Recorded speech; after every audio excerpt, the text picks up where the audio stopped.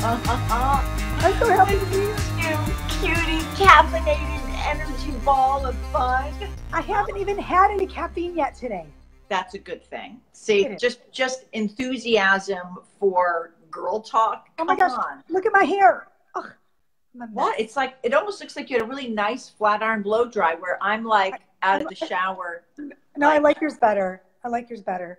It's all on how you sell it. You know, I could go, ew, I hate it, or I could go, ooh, I love it. And it's just on how you sell it. What's happening? Now, I'm going to tell you, ironically, I did this post that's on my page right now. I don't know if you saw it. I saw it. Did you? With the one, look at you. Yes. You're like, I'm a good guest. I've been talking to you.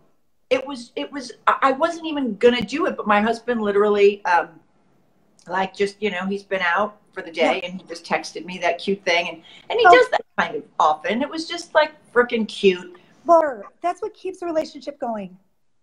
Yeah. It's the little stuff. It's the good stuff. It's the stuff. That's the good stuff. It's the good stuff, that's right? The good stuff. Yes, that's the good stuff. I like that you call it that. Yeah, it's the text during the day, and that's the foreplay. Yes. That's foreplay. That's it. That's what keeps it going. You got to do it. You got to do it. Because, as you know, it's not, I don't want to say it's not easy to be a wife. But, it's hard. But it is, the way it's set up, oh, it's hot. The way it's set up, it's not like with our kids, they come from our bodies or whatever. We adopt them or you know. Yeah. And so we have this unconditional thing. But with a dude, you know, you got to keep. I got to tell you, Denice, I got to tell you, I was a bitch. I was a bitch when I was married. I wasn't, you know what? I look back and my ex-husband and I were like best friends. We're good friends. And I got to tell you, I say I'm sorry all the time because I didn't realize what an emasculating bitch I was. Oh my God. I so love that you're revealing that because that is such a, yes, continue. I don't want to stop you. No, you can stop me because I talk a lot. But I mean, I made mistakes. And you know what? You've got to own that shit. You've got to own it because my next book is basically called I love you. I love you. I love you. It's called What I really love when people take responsibility for their shit. Well, I have to. Yeah, and that particular point of demasculating. Yes. Emasculating. You know, like cutting his balls off. Here's the thing. Yeah, you don't even know you're doing it because, like, you know, everything I did when I was married, I thought I did it better. I did it faster. I was right all the time. You know, but you don't realize in the moment, you know, you put the diaper on the baby and I'm like, forget, I got this. Well, you know what? Every time I did that, it was taking a little part of his testicles. Oh my God, I love you. It's true. You see what I'm saying? I didn't realize. But you know what? Now, in my current relationship, I try hard to look at my boyfriend. He loves to open my car door. I have not opened my car door in a year. But you know what? He loves it. And guess what it does? Of course. He loves it. And it makes him feel good. And he fucking loves it. I'm allowed to swear? Yes, you can. You know, he loves it. And he loves to do it. And it makes him feel good. And guess what? What? It makes him happy. And you know what? That's his thing. And you know what? I can open my own car door. But he likes to do it. Of course. I was fortunate that when I was in high school, it was at 12th grade. 12th grade. Yeah. I had gone on a date. And the guy told me, I started to go to the restaurant and I opened it and he just went, hey, let me do this. Oh. He's like, what you have to do. And then he told me, like, he didn't just say, let me do this. Yeah. He actually he goes, guys, and he was like, I was 18 and he was like 22, 23. His name was Kobe Fair. If anybody knows Kobe Fair, they may know his mom. Rock on, Kobe. We're good friends now, but it's so funny. I didn't want to date him because I was like, you're too old. Because, you know, when you're 18, 19, 20, 23 years is a big deal. It is a big deal. But what he told me, he said, when you're approaching a door, slow up a bit. Oh. Because, you know, I'm 5'8.5". Well, I was 5'9". Gorgeous. Flipping gorgeous you are. God. Thank you. And so, you know, I walk fast. Yeah. And he just said, you got to make sure that you at least slow down as you approach the doorway and let the man do his job. Well, and it was so golden to have that. Yeah. Well, I'm glad you got that, because I'd be like, oh, get away. I can do it myself. I got this. You don't think I can open my own door? Well, guess what? You know, guys like to be needed. They do. They like to do a woman. That's, you know, they're made to receive. You know, we have to receive. They're made to give. Right. I know. Who knew? I get the analogy. Yes. Who knew? Right. Right. Without me going on. Yeah. But that's right. I think when I was married for 13 years, I lost that, you know, I was sitting at, in a seminar once, and I heard a story about a girl, you know, a woman who every time her husband loaded the dishwasher, something broke, right? Something broke. And she'd be like, oh my God, I'm the father. But meanwhile, like, are you going to let that broken dish ruin your marriage? Oh my God, it makes me cry. Right. I know. No, you're not. But I did. Like, and I feel like, I'm right. Look it. I'm not taking all the blame, not taking all the damn blame. Right. But good for you for taking responsibility, because all we can do is be responsible for our shit. Right. So my next book in the fall is Woulda, Coulda, Shoulda. You know, a divorced girl's guide to staying married. Because look, you got to own it. You got to own it. And doing my best to help these girls. Like, you know, it's hard. Dating is hard now. It is so hard. And I'm not in the dating market. But if I was, I wouldn't want to hear it's hard. No, make it easy. I'm going to make it easy. Tell me, give me hope. Give me hope as a woman in this very social media age to do, you know, I've literally helped married friends and not married friends write appropriate texts to their husband, and literally like, no, this is what you're going to say. Right. And it's actually super satisfying, because they're like, oh my God, he responded fast. Oh my God, look at, he's being so cute. He's never this cute. Right. Well, there's all these things, all these new lingo. There's new lingo, the cricketing and the orbiting and the, you know, bread. Oh, it's crazy. There's a whole new vocabulary out there. And I think that I've heard of ghosting. Oh, my favorite. Because that's really nice. That's like you text and you never hear from them again. Right. That's what ghosting is. Poof. Well, cricketing is when. Like crickets? Crickets, like chirp, chirp. Yeah, you text someone and they wait for like days. The crickets. And you know what? That's actually ruining relationships. It's not only dating. It's everybody. It's when, look at it. You know what that says? It says you're not worth it. You're not worth that text back. You're not good enough to get a little text back that says, hey, I'm busy. I'll get back to you in a day. Right. Like, that's so freaking hard. I mean, it's just not. It's not that hard. So these people I'm helping, you know, they're dealing with then there's orbiting, which is when you stop texting the person, but you still stalk them on social media. I mean, all this shit is going down. It's whatever. But look, there is hope. There is hope. And you know what? You find that right person because you kind of like figured out at the beginning what you really want in a person, not what you're going to change to fit that person's needs. That's the difference. So a lot of these people, even me at the beginning when I started dating, I was that square peg round hole girl. I was going to fit that guy in that peg and bang, bang, bang, bang, bang, you know, the peg in the hole. Yeah. And instead of realizing that I was going to find a guy that I actually wanted, you know, instead of me morphing into that person that he wanted. Does that make sense? Yeah, sure. Yeah. So that's, I think, when you get out of your marriages and you're dating so quickly and you're not thinking and you're going to fit, you know, whatever is going to work. Again, another blessing that I got in 9th, 10th grade. Yeah. I was a skinny girl who didn't smoke pot and very like, you know, just like no ass. And, I like no ass. Wait, I like no ass. What's with these guys who want these bubble butts? Forget it. I don't know. I think it's kind of awesome.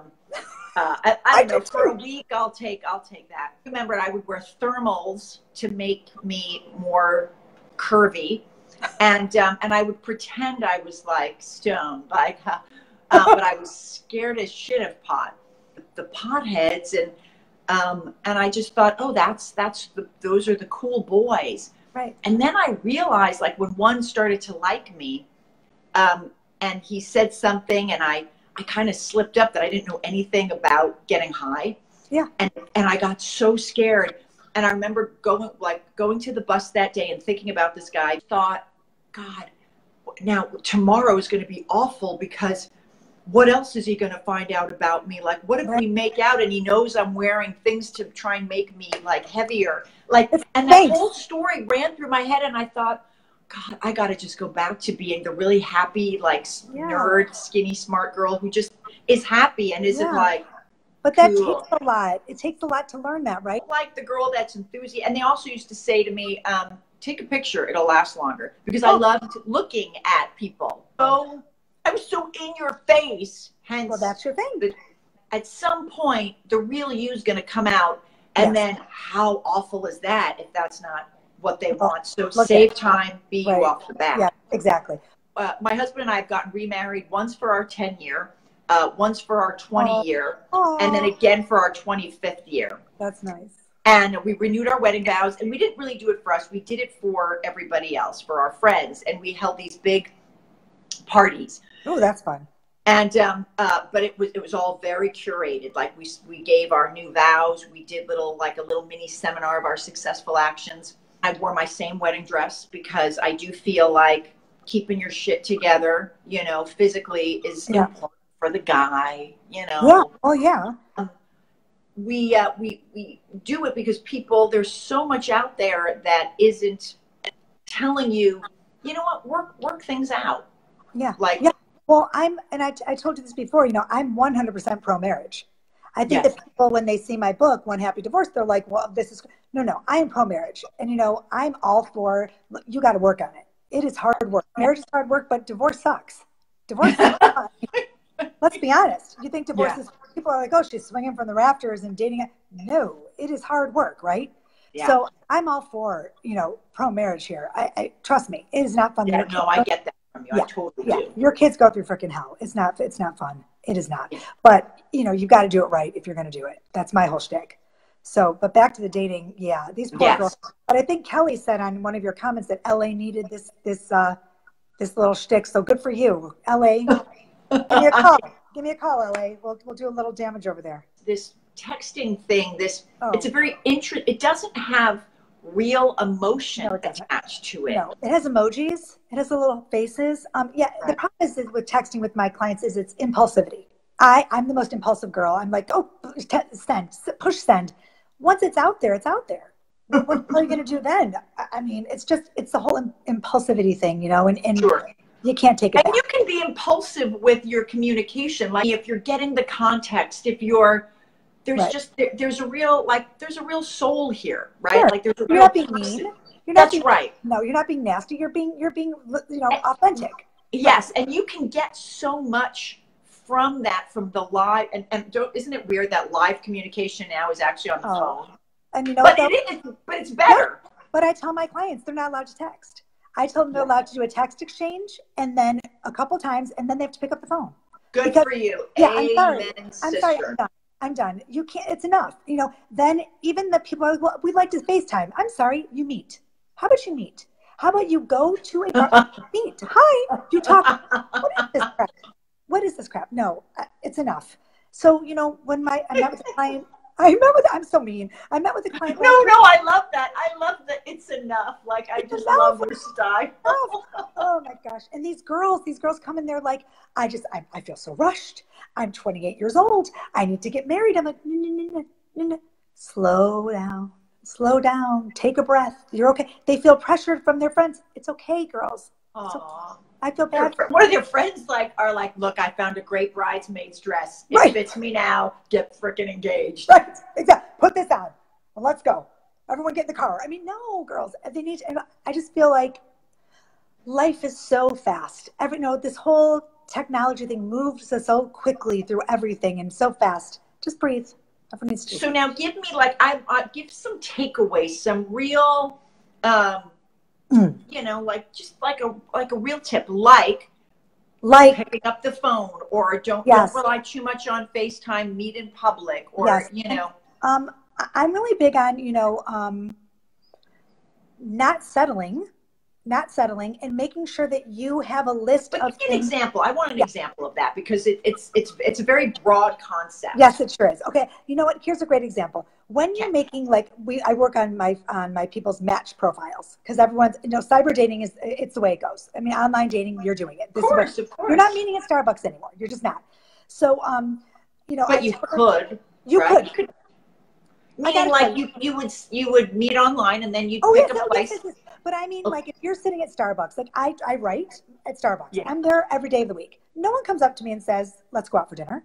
People are not. They've got their head in their ass, and I say it's getting your head in your apps. They've got their head in their apps. My friend, their head in their apps. Right, my friend Brian Howie says that. He's the great love to. He says people have their head in their apps. Get your head. My God, it's funny, isn't it? So I tell people that these are things that are non-negotiables. We call them non-negotiables. Yes. You make a list of things that are absolutely non-negotiable, right? If you're not going to date a guy long distance and you don't want to date a guy long distance, then you do not date on your match profile, you say your distance radius is 5 miles, right? Now me, I said I wasn't going to date anyone out of my 5-mile range. Well, look at Jennifer, what she did. I put in 15 miles. Why? Because I thought, oh, you know what? So what? No big deal. I'll never meet anyone 15 miles. Well, I did. My boyfriend is an hour and a half away from me. It sucks. It sucks. We hate it. We curse each other. I have to drive an hour to see him. I can't meet him for coffee. I can't just meet him for a kiss during the day. I can't. It's right. So those are the things. Like if you're going to date a guy, you only want to date a guy who's, you're 40. You don't want to date a guy that's 65. Don't put your radius of range of age between 35 and 65. Do you see what I'm saying? You're really so just put get your dream wish list. And I would imagine the older you get a little more desperate, or although apparently these 28-year-olds are desperate too. And I understand I was married at 23. But in other words, don't let that desperation make you just go, I'll take anyone. Right, because you know what will happen, Denise? You'll end up with a failed relationship. The relationship will last. My boyfriend's on right now saying slut example. My husband just came on. Literally, I was literally 2 seconds ago, my husband just came on. Unless your boyfriend's my husband. That's so funny. Oh my God. You need to come to Charlotte. We'll all go out. I'm dying. So meanwhile, but what happens is that if you date a guy that's outside of what you really, really want, it ends up in a failed relationship because you're just, hi, Michael Duff. Because you're just ending up with someone who is it's not going to work because you're resenting the fact that he's 65 and can't get it up. I'm just saying. Sure. Like, you know what I'm saying? Like if you're 40 years old and you want kids, or you're 35 and you want kids, and you're dating a 65-year-old, what are you saying? You're setting yourself up for, you're going to be angry when you've dated 6 months and he doesn't want kids.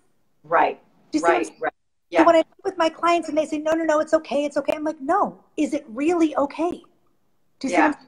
It's not. Yeah. You're going to be mad at yourself 5 months from now when you want to have babies and he's like, I'm sorry, I told you I didn't want kids. Right? So don't set yourself up for failure. Let's be positive at the beginning and find you the right guy. Right. Now what about this area? Because you were talking about how you were emasculating your dude. Yeah. And women are we're worker bees and we're very independent and we can educate ourselves like super quick on things that maybe like just via the internet and to create the baby shower while we're scheduling the conference meeting.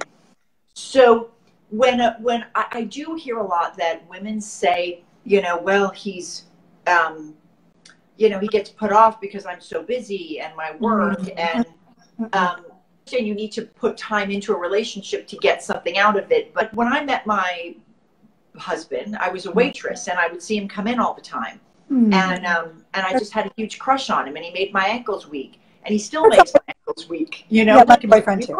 My boyfriend too. Because I want everyone to have that. Right. And it's hard to have that. But I feel like you have that and you work at it. Are you fucking Barbara Walters? You made me cry. Oh, yay! But you work at it, right? You work at it. So like you have a date night and he sends you little texts and that's foreplay. And you told me the story about the shoes. Remember your story about the shoes? How you bought the sexy shoes you were wearing? And he checked my Insta story and saw what I Snapchatted and gotcha.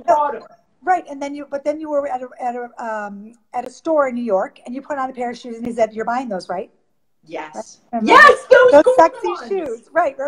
So like those kind of things where you just have that connection, you know, and some people are words people and some relationships are, you know, givers and the 5 languages of love. And so like my guy, he may not say all the time how beautiful I am, but he's that guy who's an actions guy, right? Where I'll wake up in the morning and there's a Starbucks next to my bed. Oh. You know, so like those, it's like you just have to find that person that your stomach gets weak, right? And you get those butterflies, but he's out there. So I tell my clients, your guy is there. Don't rush the game, right? Yeah. You found your guy. So when you find that person, you have to foster that relationship, right? Is that the right word? You have to make it work. You have to work at it, right? You have to work. Yeah. It's work. I have a girlfriend who schedules her sex night. Of course. Every Friday night they have sex on Shabbat. Yes. Every Friday night. No, I know several. I have a lot of actress friends that do that. Yeah. You know, and you know what? They've been married 25 years. Yeah. Every Friday night because they know they're having sex. She shaves her legs. He gets his whatever. They go to dinner. They come home and they have the most amazing sex because they're not worried about it the rest of the week. And I think, you know what? It's like if it works, it works. So absolutely. Well, yeah, and it keeps the reminder of this is an actual relationship. Yes. You know, I could talk to you for hours. I know. We're gonna have like. Will you come on my podcast? Will you come on my podcast? Of course I will. Okay, good. I love that. Yeah, tell people where they can find you. They can find me on The Truth Hurvitz, which is my last name. It's like The Truth Hurts, but thetruthhurvitz.com. You can find me on my podcast, Doing Divorce Right. You can find my book on Amazon.com. And that's it. Thank you, Denice. You are so I love you. I love you too. My name is Charlotte. We'll talk later. I'll see you soon. Okay, baby. Bye. Be good. Bye.